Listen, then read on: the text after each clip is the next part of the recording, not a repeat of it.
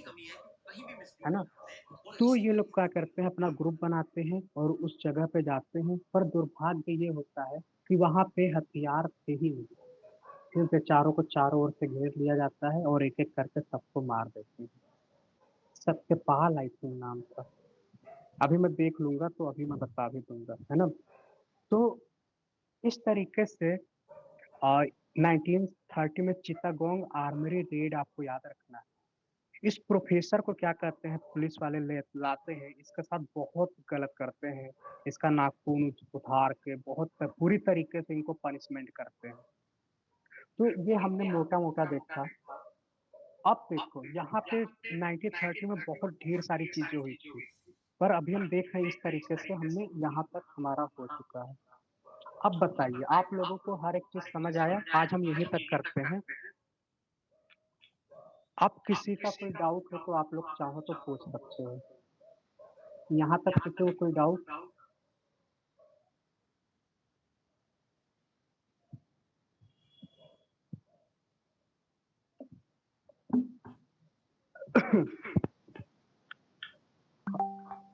Okay,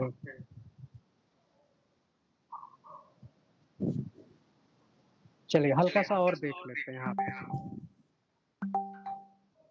ई का कोई मतलब नहीं है राजकुमार जी, वो केक बस इतना ही आपको याद रखना है। केक में कुछ नहीं था। CAKE, सी मतलब चंपारण, ए मतलब अहमदाबाद, के मतलब तो सारी चीजें। अभी जो मैं बता रहा हूँ ना, ये सारे इम्पोर्टेंट चीज ही मैं बता रहा हूँ। ऊपर ऊपर आपको हर एक चीज बताता चल रहा हूँ। फिर इसके बाद हल्का सा थोड़ा सा कुछ इम्पोर्टेंट चीजें हैं, उसको मैं अलग से बताऊंगा। आप लोगों ने एक चीज नोटिस किया होगा, हिस्ट्री हो या कोई भी सब्जेक्ट हो, जैसे आप लोगों का इंग्लिश लिटरेचर, तो इंग्लिश तो आपका अच्छा होगा क्योंकि आपका बेस है, वो मेन सब्जेक्ट है, कोर सब्जेक्ट है। तो जो भी मैं डेट्स वगैरह बता रहा हूँ ना, उसको आप अपने मेन सब्जेक्ट से रिलेट करते चलो। जैसे मैंने बताया कि 1920 में आपका 1920 में नॉन कोऑपरेशन मूवमेंट हुआ, है ना। फिर मैंने आपको बताया 1930 में सिविल डिसोबीडिएंट मूवमेंट हुआ। 1942 में क्विट इंडिया मूवमेंट हुआ। तो आप ये देखो ना, इस डेट में आपके सब्जेक्ट में क्या हुआ है ना। तो इस तरीके से आप अगर देखोगे ना, तो आपको हमेशा के लिए याद हो जाएगा। मैं सच बताऊं, मैं हिस्ट्री के लिए कोई रिवीजन करके नहीं आया हूँ। मैं डायरेक्ट आता हूँ, आपका क्लास लेता हूँ। तो कैसे लेता हूँ, मैं चीजों को कनेक्ट करके याद करता हूँ। अब मैं ऐसे कुछ नहीं बता पाऊंगा, लेकिन ऐसे एक सीक्वेंस में ना, क्रोनोलॉजी तरीके से मैंने तैयार किया है, मैं आपको एक्सप्लेन भी कर देता हूँ। तो ऐसे होता है।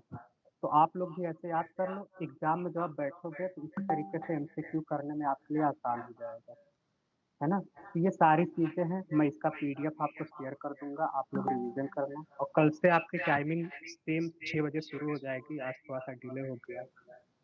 तो ओके, थैंक यू।